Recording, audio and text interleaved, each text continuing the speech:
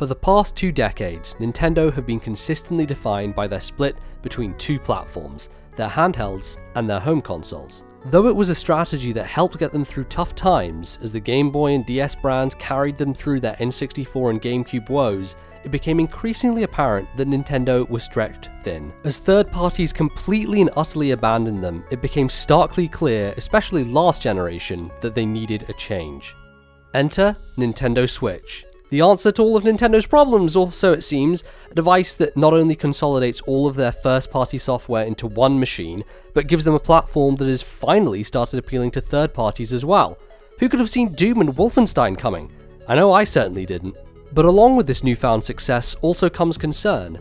Now that we have a handheld console that can play extraordinary games like The Legend of Zelda Breath of the Wild and Super Mario Odyssey, where is the space for versions of these games that formerly existed on handhelds, where the power was limited and the competition certainly wasn't as fierce?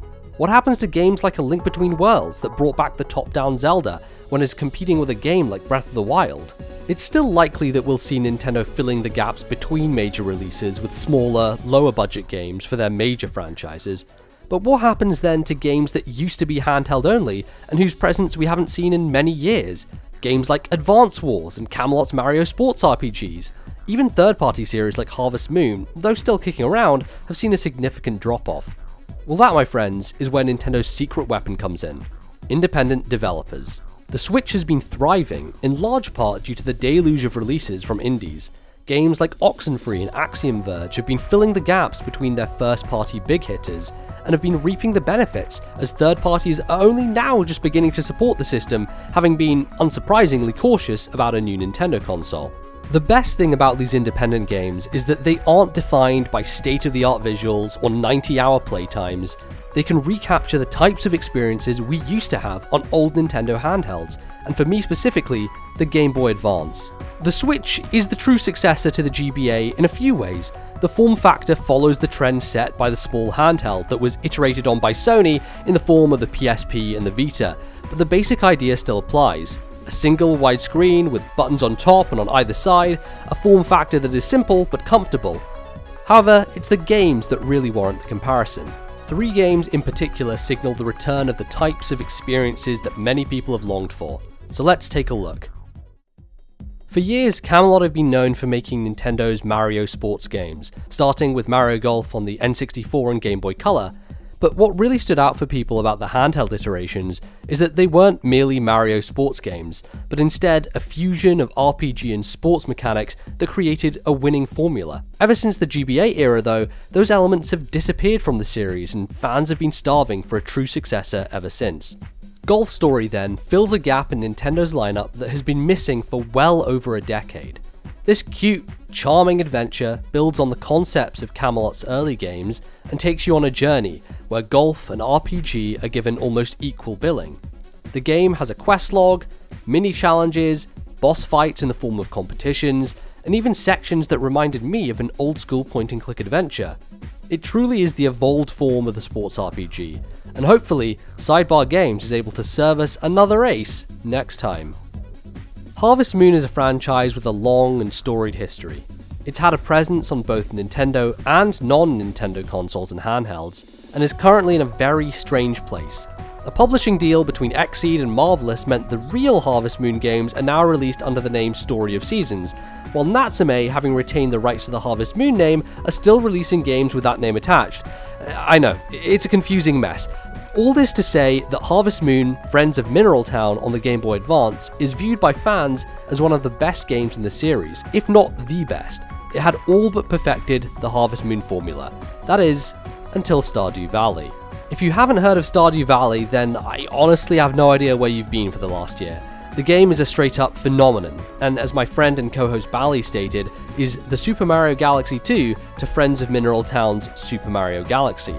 Everything in this game is improved, from the customization of your farm, to the choices of who you can marry, to the mining and leveling systems that create a perfected gameplay loop that makes it next to impossible to put down.